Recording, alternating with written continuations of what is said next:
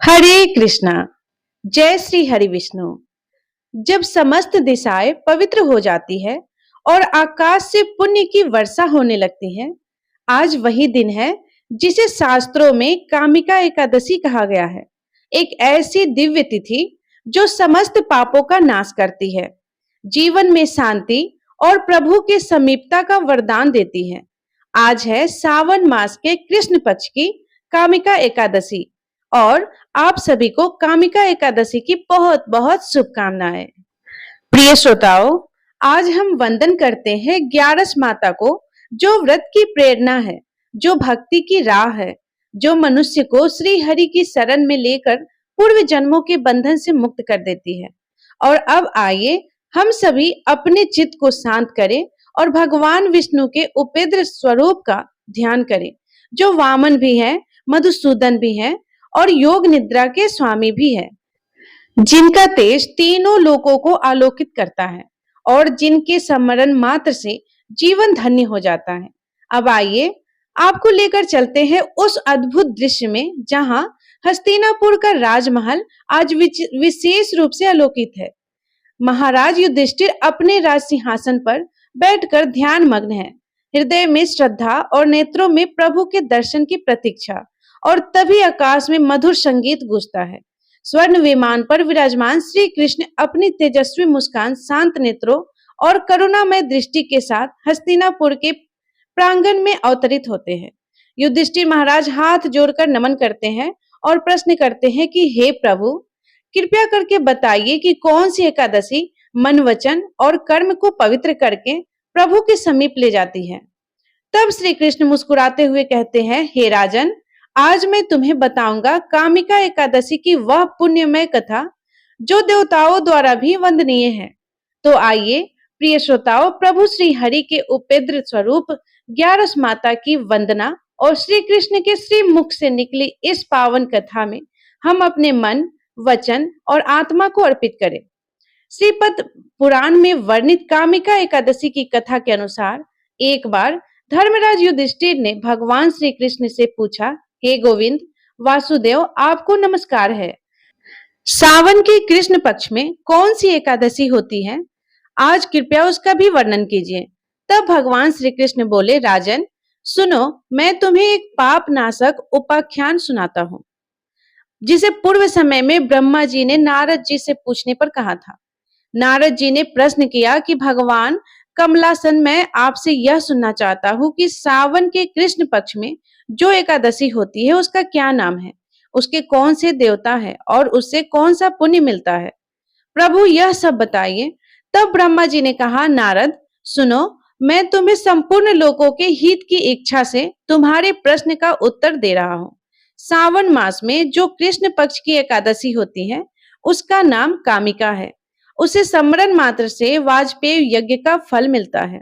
उस दिन श्रीधर, हरि, विष्णु, माधव और मधुसूदन आदि नामों से भगवान का पूजन करना चाहिए। भगवान श्री कृष्ण के पूजन से जो फल मिलता है वह गंगा, काशी, नैमिषारण्य तथा पुष्कर क्षेत्रों में भी सुलभ नहीं है। सिंह राशि के बृहस्पति होने पर तथा व्यतिपात और दंड योग में गोदावरी स्नान करने से जिस फल की प्राप्ति होती है वही फल भगवान श्री कृष्ण के पूजन से भी मिलता है, जो समुद्र और वन सहित समूची पृथ्वी का दान करता है। और जो कामिका एकादशी का व्रत करता है वे दोनों समान फल के भागी माने जाते हैं। जो बाई हुई गाय को अन्याय सामग्री सहित दान करता है, उस मनुष्य को जिस फल की प्राप्ति होती है वही कामिका का व्रत करने वाले को मिलता है। जो नर श्रेष्ठ सावन मास में भगवान श्रीधर का पूजन करता है, उसके द्वारा गंधर्वों और नागों सहित संपूर्ण देवताओं की पूजा करता है। अतः पाप भेरू मनुष्यों को यथाशक्ति पूरा प्रयत्न करके कामिका एकादशी के दिन श्री हरि का पूजन करना चाहिए, जो पाप रूपी पंख से भरे हुए संसार समुद्र में डूब रहे हैं। उनका उद्धार करने के लिए कामिका का व्रत सबसे उत्तम है। अध्याय विद्या परायण पुरुषों को जिस फल की प्राप्ति होती है उससे बहुत अधिक फल कामिका व्रत के सेवन करने वाले को मिलता है। कामिका एकादशी का व्रत करने वाला मनुष्य रात्रि में जागरण करके ना तो कभी भयंकर यमराज का दर्शन करता है और ना ही कभी दुर्गति में पड़ता है। लाल मणि, मोती और मूंगे आदि से पूजित होकर भी भगवान विष्णु वैसे संतुष्ट नहीं होते जैसे तुलसी दल से पूजित होने पर होते हैं।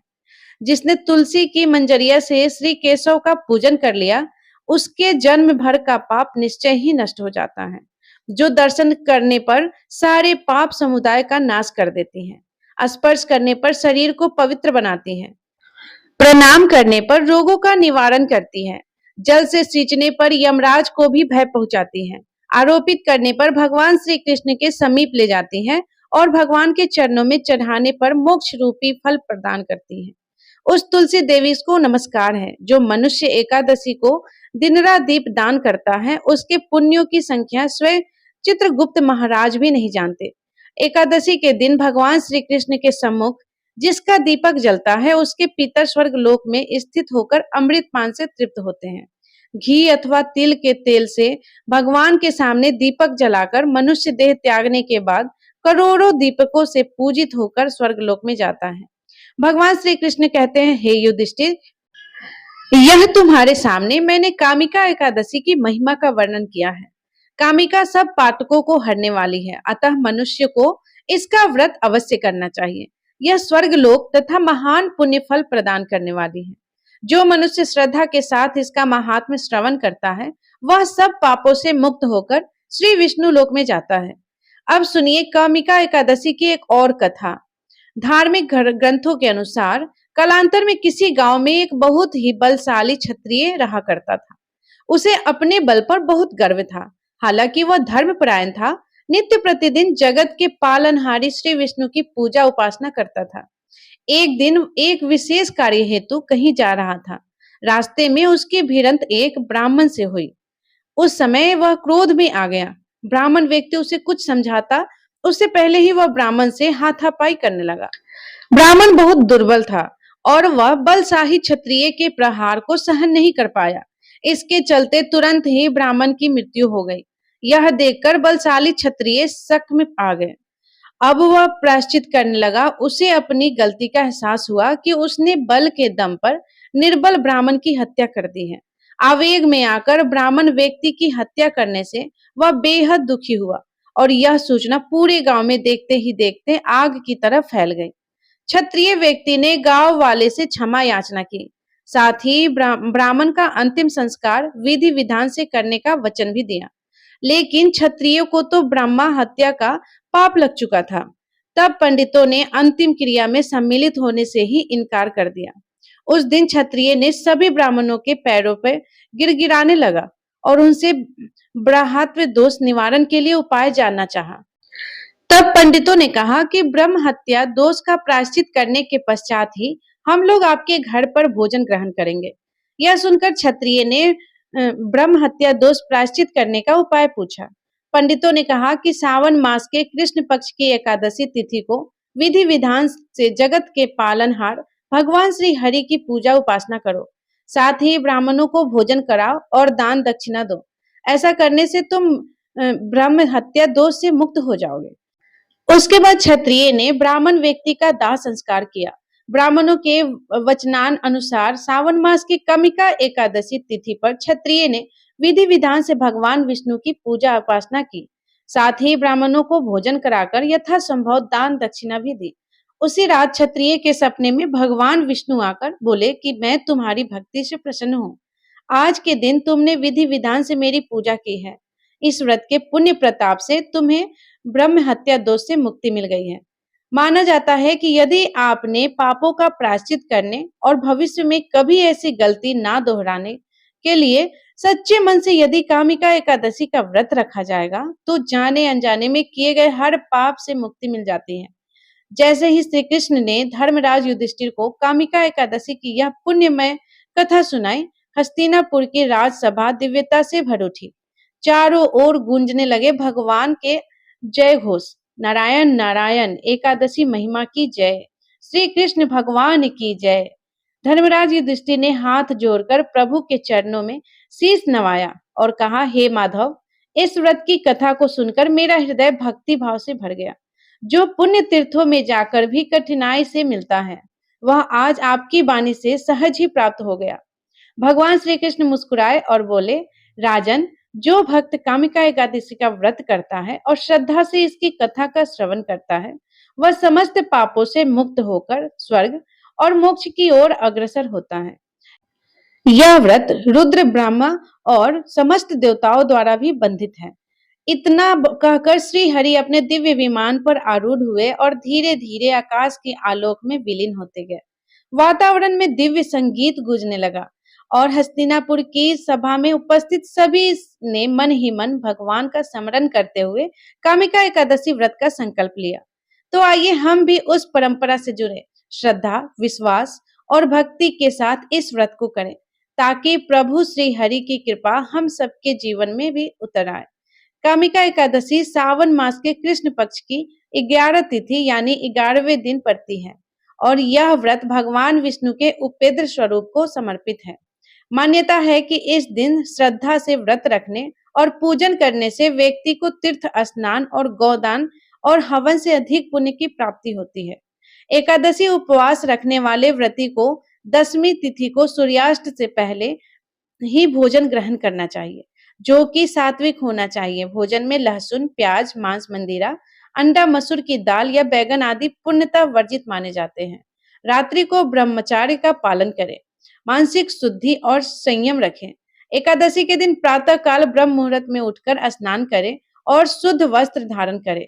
व्रत का संकल्प ले, भगवान विष्णु का ध्यान करते हुए यह संकल्प करें कि मैं आज कामिका एकादशी का व्रत श्रद्धा पूर्वक रखूंगी और विधि पूर्वक पूजन करूंगी।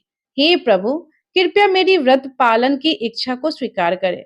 फिर पूजा स्थान को गंगा जल से शुद्ध करेंगे। एक साफ चौकी पर पीला या सफेद वस्त्र बिछाए, भगवान की प्रतिमा या तस्वीर की स्थापना करें। अब भगवान को पीले वस्त्र, तुलसी दल, पुष्प, धूप, दीप, नैवेद्य, फल आदि अर्पित करें। भगवान विष्णु का ध्यान करें। भगवान विष्णु के ध्यान का मंत्र है ओम श्री विष्णवे नमः, ओम नारायणाय नमः, और इसके अलावा हरे कृष्णा महामंत्र का जाप कर सकते हैं। सबसे बाद में कथा का श्रवण करें, फिर कपूर जलाकर आरती उतारे, तुलसी माता की भी आरती करें और सबसे अंत में भगवान को लगाए गए भोग को प्रसाद रूप में सभी लोगों में बांटे। फिर दिन भर उपवास रखें। अगर आप निर्जल उपवास नहीं रखते हैं तो फलाहार करें। क्रोध, झूठ, छल, निंद्रा, तामसिक भोजन आदि से दूर रहे। दिन भर ओम नमो भगवते वासुदेव का जाप करें। रात्रि को जागरण करना उत्तम माना गया है। द्वादशी तिथि में सूर्योदय के बाद व्रत का पालना करें। किसी ब्राह्मण या जरूरतमंद को भोजन, वस्त्र, दक्षिणा दान करें। भगवान विष्णु की स्तुति करते हुए भगवान को सात्विक भोजन का, जिसमें तुलसी दल रखे हो, भोग अर्पित करें और सबसे अंत में क्षमा याचना करें। हे श्री हरि, यदि मुझसे व्रत में कोई त्रुटि शारीरिक, मानसिक या वाणी द्वारा हो गई हो तो कृपया क्षमा करें। हे प्रभु, मैं आपकी शरण में आई हूँ, मुझे शुद्ध भक्ति भाव प्रदान करें। फिर तुलसी माता में जल अर्पित करते हुए धूप दीप जलाकर क्षमा याचना करें। हे तुलसी माता, यदि आपकी पूजा में कोई त्रुटि हो तो हे माँ, अपनी भक्त समझकर उसे क्षमा करें। आपका स्मरण ही मेरी रक्षा है। इस प्रकार से कामिका एकादशी की पूजा करनी चाहिए। एकादशी व्रत के दिन चावल या चावल से बनी चीजों को त्याग करना चाहिए। यह थी आज की कामिका एकादशी व्रत की कथा और पूजा विधि। तो प्रिय श्रोताओं, हमें उम्मीद है आपको ये वीडियो पसंद आई होगी। अगर पसंद आई होगी तो वीडियो को लाइक जरूर कीजिएगा और कमेंट में जय श्री हरि विष्णु अवश्य लिखिएगा। और यदि आप चैनल पे नए हैं तो चैनल को सब्सक्राइब कर लीजिएगा। धन्यवाद। जय श्री हरि विष्णु।